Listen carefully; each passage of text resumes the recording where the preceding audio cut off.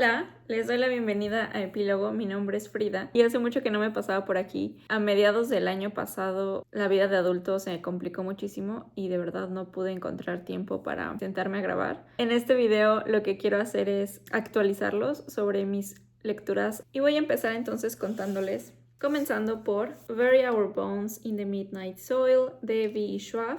Lo tradujeron como Que entierren nuestros huesos a la medianoche en español. Y este fue el único libro de 2025 que leí en 2025, el año en el que se publicó. Y lo leí en lectura conjunta con Vanessa. Les voy a dejar aquí su cuenta de Instagram porque también habla de libros. Y este libro, la premisa es, y la forma en que la editorial, la autora, los reseñadores han vendido este libro es una historia de vampiras lesbianas tóxicas. Y cuando tú escuchas esa frase, como que te genera ciertas expectativas. Yo, como una persona que ama completamente la literatura de vampiros, obviamente me vi como gravitando hacia esta historia desde que supe que la había escrito. Sin embargo, creo que no llegó a esa expectativa o no llegó a cumplir esa expectativa, al menos no desde mi lectura. Este es un libro enorme, les estoy hablando de, son más de 500 páginas y aquí tenemos 3 puntos de vista de 3 mujeres diferentes en diferentes épocas. Tenemos a una mujer que se llama María, que está en la España del siglo XV. Tenemos a una mujer que se llama Charlotte, que está en la Gran Bretaña del siglo XIX. Y tenemos a Alice, que está en el siglo XXI, literalmente 2019. Y ella está estudiando en Boston, en Estados Unidos. Entonces tenemos estos 3 puntos de vista de estas mujeres muy diferentes entre ellas. Pero la verdad es que con quien más pasamos tiempo, al menos la primer mitad del libro, es con María. Y la vamos siguiendo conforme va creciendo y va descubriendo las limitaciones que su sexo le confiere en esa época. Se da cuenta de que hay ciertas expectativas que la gente y la sociedad tiene de ella que ella no quiere y no desea cumplir para nada.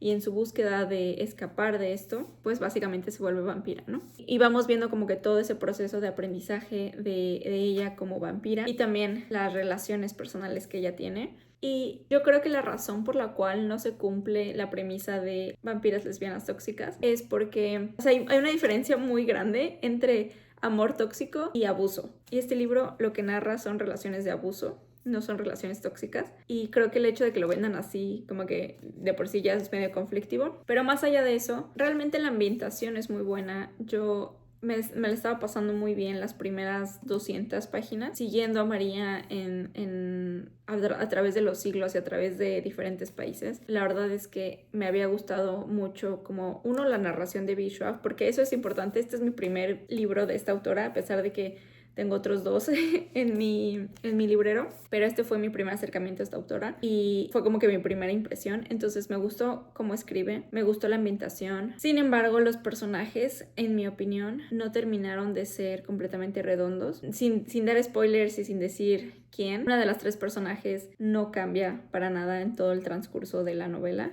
No tiene ninguna clase de desarrollo, ninguna clase de crecimiento, ninguna clase de cambio. Deja tu crecimiento.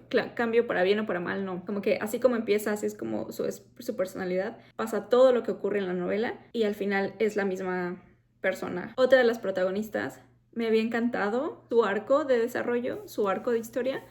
Me estaba gustando mucho su personalidad hasta que hace algo completamente fuera de carácter, fuera de su personalidad tal cual, y me sacó completamente de la lectura porque dije, no tiene sentido que esta persona haya hecho esto, no va con lo que nos han contado de ella. Y la última personaje me gustó muchísimo y estoy siendo súper ambigua porque es un libro nuevo y no quiero spoilear nada, pero la tercer personaje, su historia, y he visto reseñas de este libro diciendo que su historia es la más aburrida y a mí es la que más me gustó, creo, porque se me hizo la más real y la persona como más entera, más redondeada.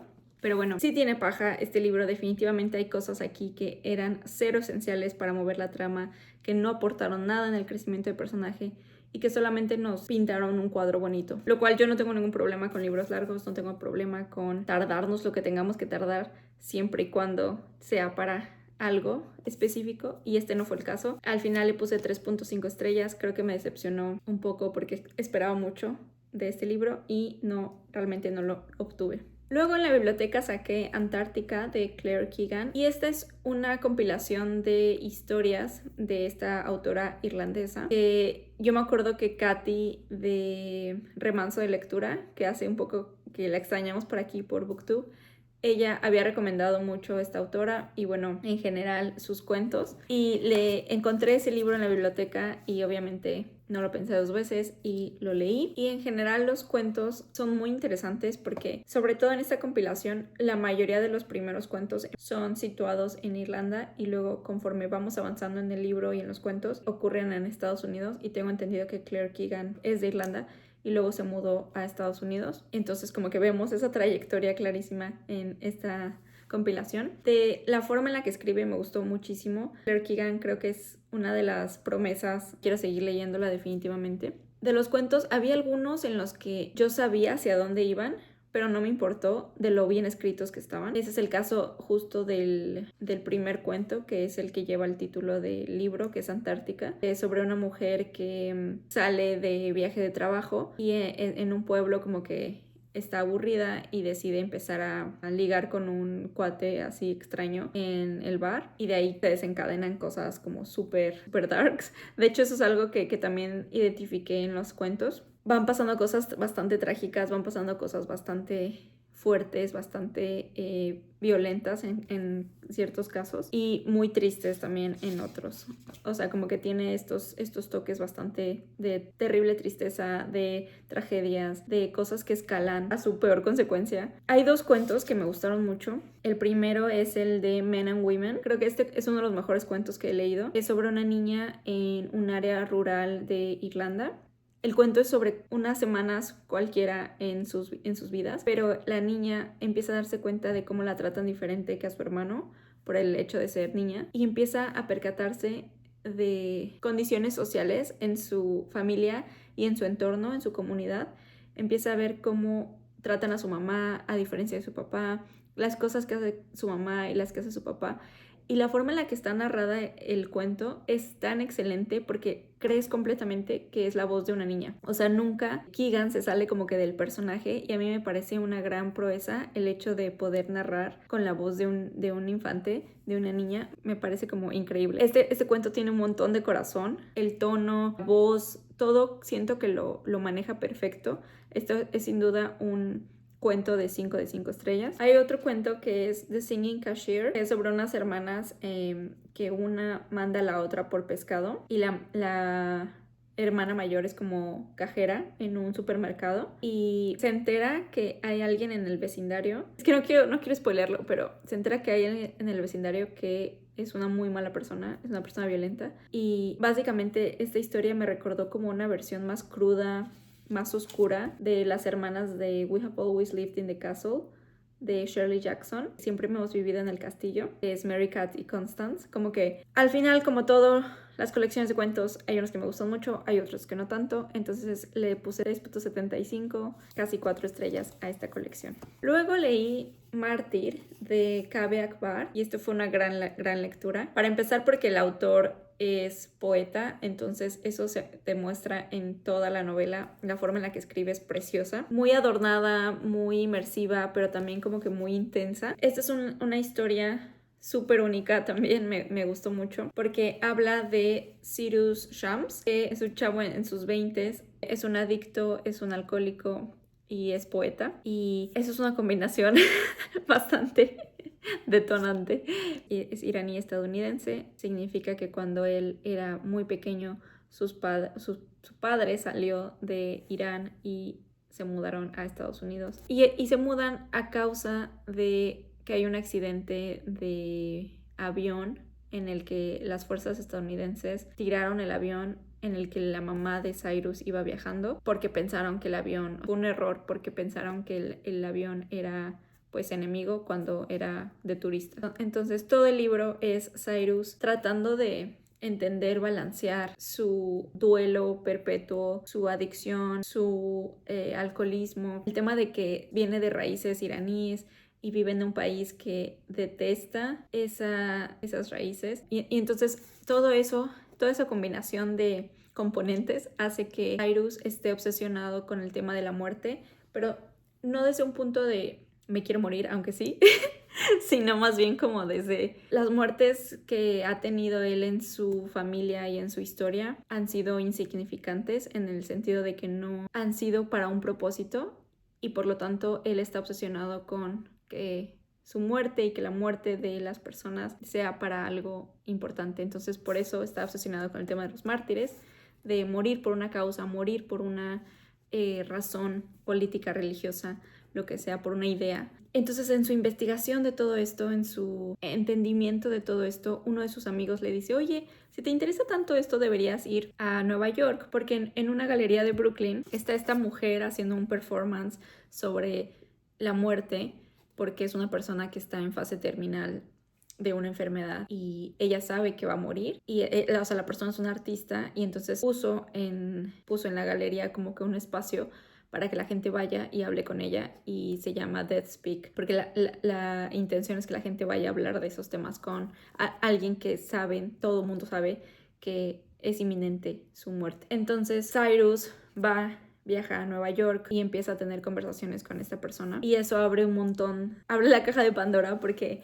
pasan cosas súper interesantes. Este libro me gustó muchísimo, le puse 4 estrellas. La única razón por la cual no le puse 5 estrellas es porque abrió ciertos temas que después ya no cerró, pero este libro es historia, porque en flashbacks nos va contando la historia de su papá y la historia de su mamá y como la historia de como detalles de su papá, detalles de su mamá, detalles de su tío, que su tío tiene un rol súper interesante en la guerra del Golfo Pérsico, porque él era el encargado de como disfrazarse de la muerte, ir en caballo y darle a los soldados persas que ya estaban tirados, desangrándose y a punto de morir, de darles como que esa calma o de presentarse como un espectro en los campos y obviamente eso trajo que la vida del tío fuera como tuviera también sus temas de traumas psicológicos y demás. Entonces cada una de las personas que conforman la familia de Cyrus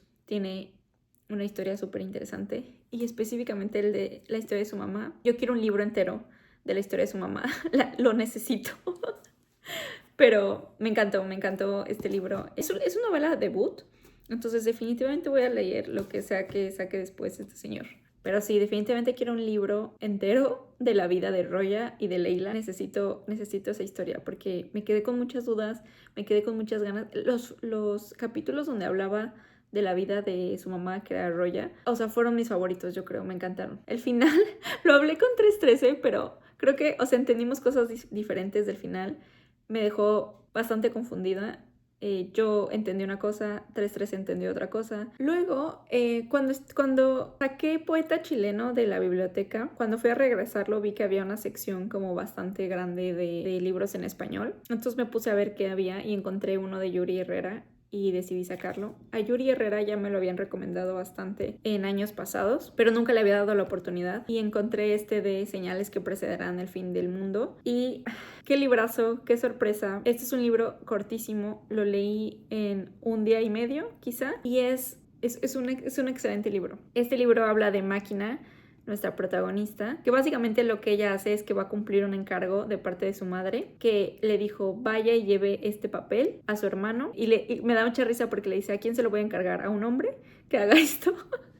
Entonces ahí va Máquina a llevarle el recado a su hermano, pero la situación es que su hermano no vive como en el mismo vecindario, no vive en la misma ciudad. Su hermano vive en Estados Unidos y ella está en México, entonces ella tiene que ir y atravesar la frontera para cumplir con el encargo de su madre. Y la forma en la que está narrada esta historia, o sea, te tardas como 2-3 páginas en agarrar como la onda, porque todo el libro tiene como un slang específico y particular, pero una vez que agarras como qué significa, lo entiendes todo muy bien. Entonces, si ustedes leen las 2 primeras páginas y dicen qué está pasando, les digo, por favor, push through, sigan intentándolo porque de verdad vale muchísimo la pena esta historia. Máquina se tiene que enfrentar a una como podrán esperar a una serie de obstáculos y una serie de retos para poder cumplir y llegar con su hermano y decirle a su madre, cumplí con lo que tú me dijiste. Yo como definiría este libro es si el infierno de Dante y Pedro Páramo tuvieran un bebé, sería Señales que preceden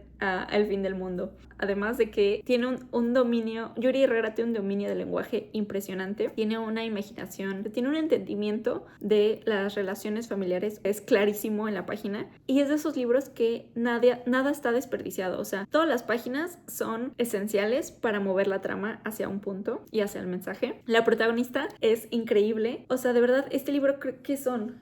ahora les digo cuántas páginas tiene. Este libro son 128 páginas. De verdad creo que... No sé ni cómo describirlo. Es genial. Son 128 páginas que son precisas, necesarias y de verdad que no tienen ningún desperdicio este libro. Entonces se los recomiendo muchísimo. Son 9 etapas que tiene que pasar máquina, como los 9 círculos del infierno. Se me hace una genialidad este libro, de verdad. Si se lo topan, no pierdan la oportunidad de leerlo. Luego, en una de mis visitas a Barnes & Noble, descubrí que estaba el volumen 8 de Lord Olympus y como mi biblioteca no lo tenía porque salió en 2025, dije, lo voy a leer aquí en Barnes & Noble, total, ¿no? Entonces me senté como hora y media a leer esta novela gráfica. Me gustó bastante. No puedo ya decir mucho porque ya estamos en el volumen 8, pero me gustó bastante. Ya quiero ver el final de la historia.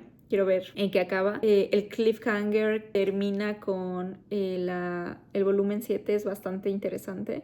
Entonces yo ya necesitaba saber qué pasaba en el 8. Pero bueno, le puse 4 estrellas, si no me equivoco. Luego leí un libro súper triste, súper fuerte, que es Disgrace, de J.M. Coetzee. Este es un premio Nobel, entonces yo tenía muchas ganas de leerlo, porque además me lo han recomendado muchísimo, pero yo digo que de haber sabido cuáles eran los temas que abordaba esta novela, yo no me hubiera acercado a este título, más bien hubiera ido a otros del autor. Pero este es su libro más famoso, Disgrace, Desgracia. Y este nos habla de un profesor de 50 y tantos años, David Lowry, que todo está situado en Sudáfrica y esto es muy importante para el contexto de la historia. Este profesor, pues básicamente es de esos viejos puercos que anda con alumnas, que anda con, y en una de esas pues resulta que se fija en una estudiante que no le da consentimiento para tener relaciones con ella y él le vale y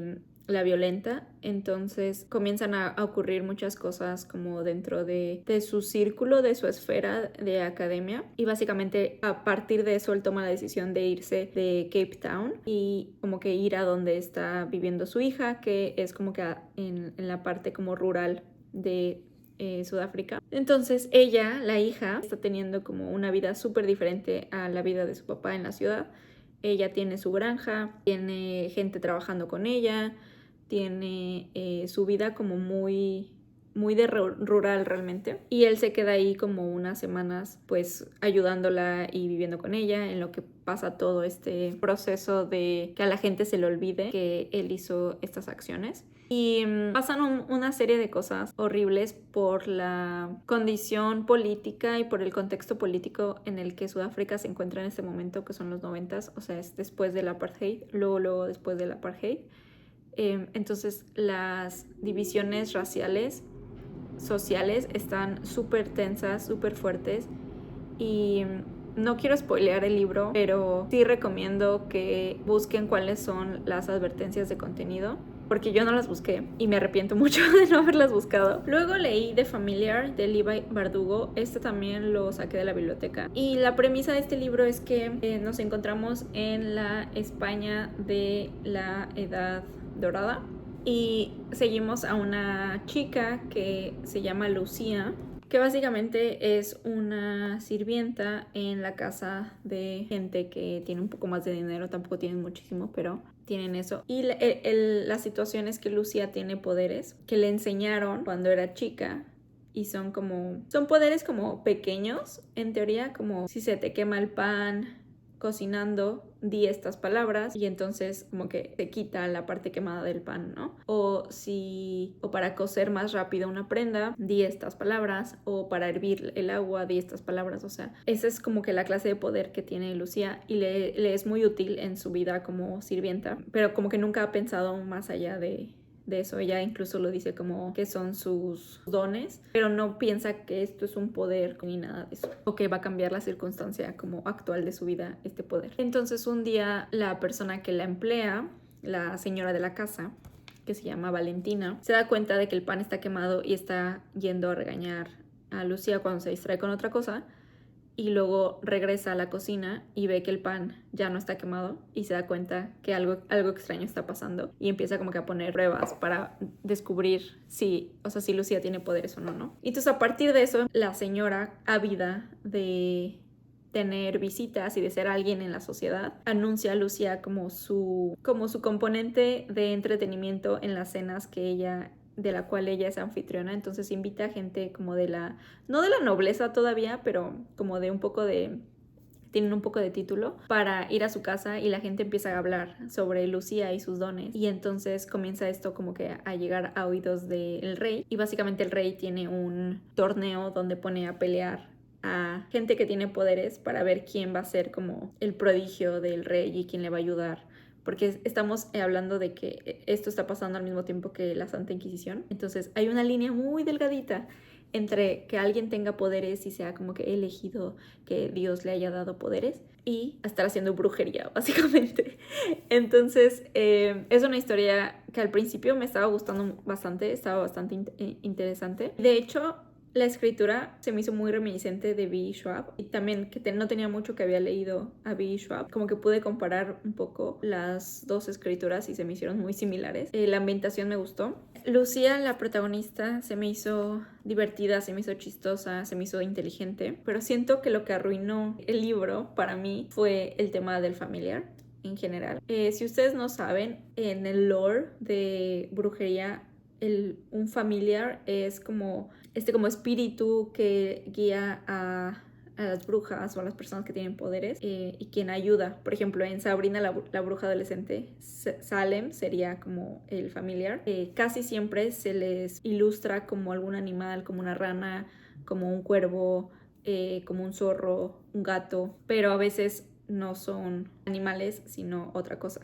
En este libro es otra cosa. No les voy a decir qué para no espolear, pero nos cuentan la historia del familiar, básicamente. Lo cual estaba interesante, pero al momento de juntarlo, hay un componente en el libro que se vuelve una historia romántica, de la cual cero fui fan, se me hizo totalmente innecesaria e incluso problemática, porque hay una diferencia importante de edad en esa relación. Y no solo de edad, como en general, como hay un desbalance de poder en esa relación. Entonces se me hizo completamente innecesario hacer esa historia una historia romántica. Y sin embargo tiene bastantes cuestionamientos y temas que se me hacen muy actuales. Por ejemplo, el tema de la persecución por parte de la Santa Inquisición habla muchísimo como de un día a otro puedes ser como elegido por Dios y luego al otro día te encarcelan por tener cosas paganas o cosas así, te inventan cosas.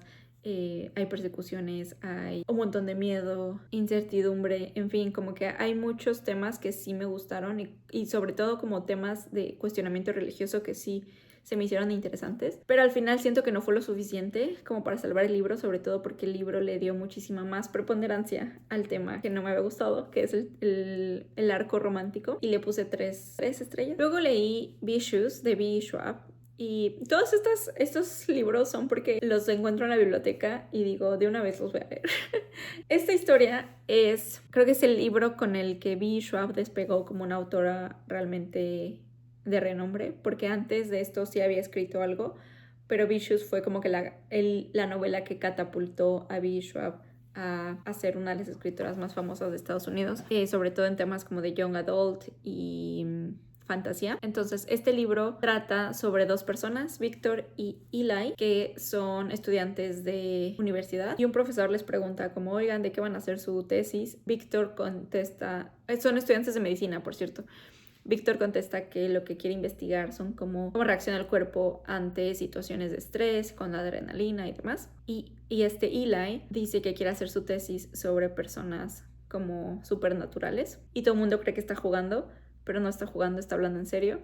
Porque como que en este mundo, que es como un paralelo al nuestro, la gente habla como de personas con superpoderes, pero todo el mundo cree que es así como de pues un mito y como cosas de niños y así. Y resulta que Eli y Victor, de que Victor le llama muchísimo la atención el tema que Eli escoge y empiezan los dos a colaborar para ver cómo es que nace o se hace una persona con superpoderes. Y se dan cuenta que la forma en la que esto sucede es cuando una persona se ve expuesta a una amenaza de muerte, pero al punto de verdad estar al borde de la muerte, y que a partir de eso, el tener la voluntad de querer vivir es lo que te hace que te salgan como poderes, ¿no? Y uno no puede predecir cómo es que va a ocurrir, qué poderes vas a obtener a partir de eso, porque tiene que ver con tu personalidad, pero también con las circunstancias en las que estabas a punto de morir. Entonces lo que hacen ellos es hacer cosas súper peligrosas para ponerse en riesgo y ver si obtienen poderes o no. De eso va el libro, pero la cosa empieza